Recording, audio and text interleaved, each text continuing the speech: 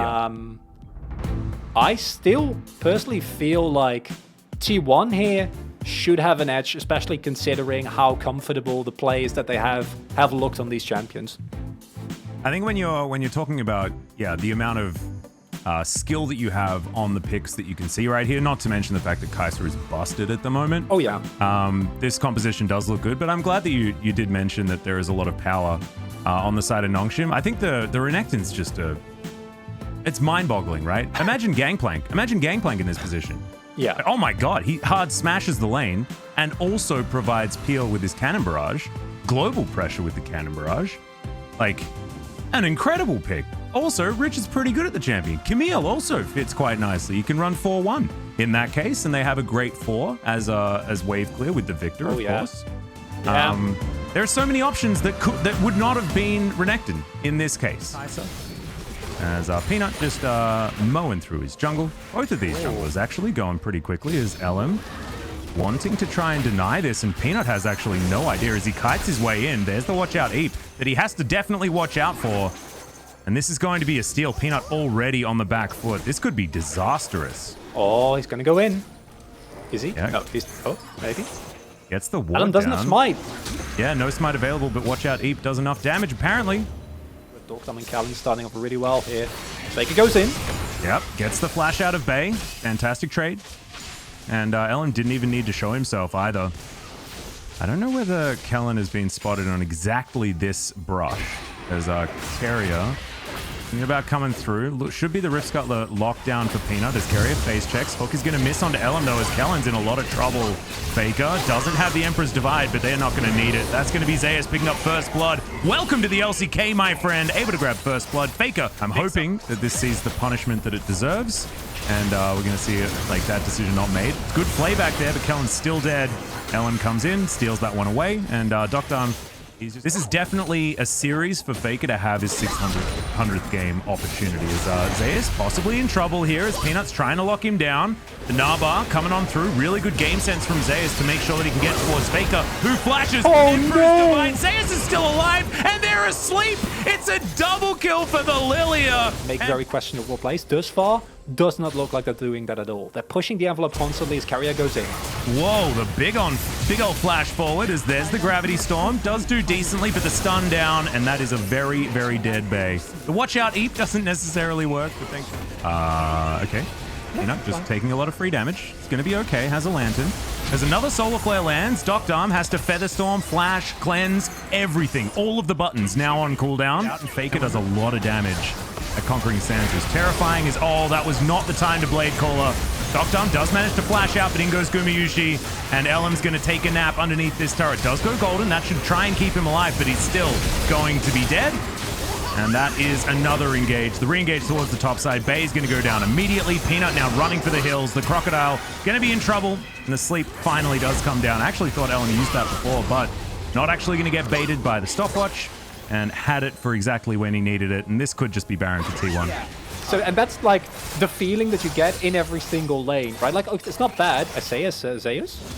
Yeah, he might be in a little bit of trouble here as he does get Mega Gnar. There is the Gnar back. It's going to get rid of 3 of them for now. We'll see whether he can move fast enough. They're going to bring an extra person as the Asterix does go off. In he goes once again. That's the double one. The sleep comes down. Zeus is unkillable in this game. What the hell was that? Almost the triple kill there as the Empress Divide gets rid of Rich. He flashes on back in. He wants to try and take down Faker, but he just doesn't have enough damage. It's a double kill for the Azir in the end, and this may just be the game. Instead, he turns it around, and T1 is looking a lot better today, Atlas. I think so too. I think they're onto something with this particular roster as in goes Faker, looking for a bit of damage there onto Kellen. He's free food. Peanut's going to be the same thing. Sort of like the bag of peanuts that you get. And maybe in a different universe, that's where it goes wrong. Right? Yeah. That's where, like, all of a sudden he gets turned around, but instead, they look amazing. He does the most damage in the game, Atlas. This is his first LCK game ever. This is nutty. And look, he had a great lane, he had a great start. You know, everything did work out for Zeus, but you know, they relied on him to push that victory forward. And welcome back everybody for the first match of February, and T1 takes on Nongshim Red Force, and today's analyst desk will be joined by Subin Yun, Midori, and Kuro. And this is season with the 네, translation. 스프링 개막 어느덧 4주차가 됐는데요. It's been 4 weeks already, almost halfway there to the end of the regular split. But first, let's take a look at T1's roster and their draft. Zeus making his debut here in the LCK, and they are now looking to find a comeback of their momentum.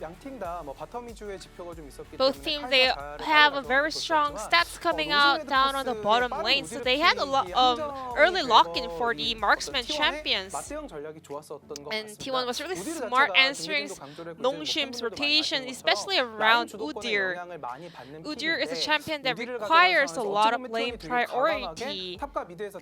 So as soon as they saw Udyr locked in, they actually just instantly locked down Gnar and Azir, champions that can also get some priority in the laning phase for the most of the matchups.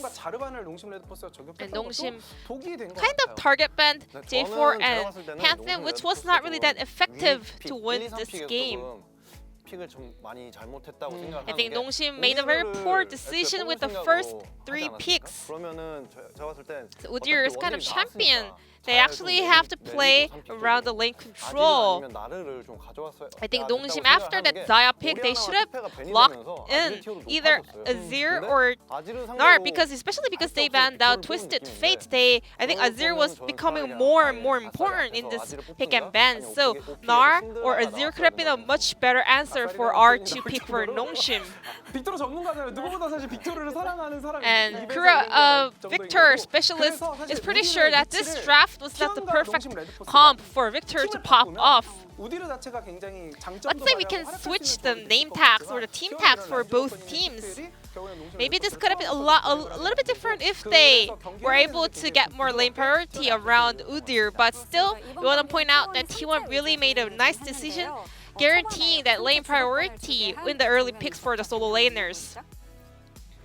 Now let's move on to this replay. We had a lot of roam coming out from the support player, and Kellen got rid of that control ward, but he got spotted by the other ward. So T1 was fully aware of the rotation coming out from Thresh. Lilia also, with this information, he meticulously makes a move, and a lot of pings go down onto this Thresh. So Liana goes in, and Zeus also controlled the Gnar bar really well in order to participate in this upcoming team fight. So T1 scored double kill with this early skirmish. I think T1 is showing an improved teamwork on today's match. T1 was having a lot of heads up for the potential play coming out from the opponents, and the map rotation was really on point. T1 was performing really poorly in the previous match, but it's really impressive to see that they are coming back with a redeemed performance, and they were able to tidy up some of their issues. And that was the first kill going over to Zeus in his debut game.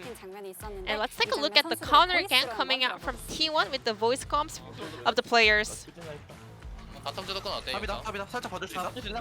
He's making a call. I think they're ganking top. Can you guys give me a backup? Can you guys watch me?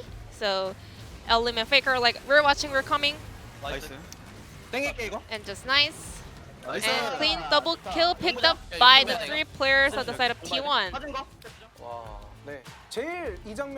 Very controlled and concise calls coming back and forth, and we wanted to find out who made this kind of proactive calls, because Azir, prior to this kill, actually he was able to win the mind game and force a flash out of Victor, so they were able to use their Herald and gain a huge agenda around the top side of the map. So we wanted to find out like who made a call in order to rotate top, and it was Zeus actually who asked for backup.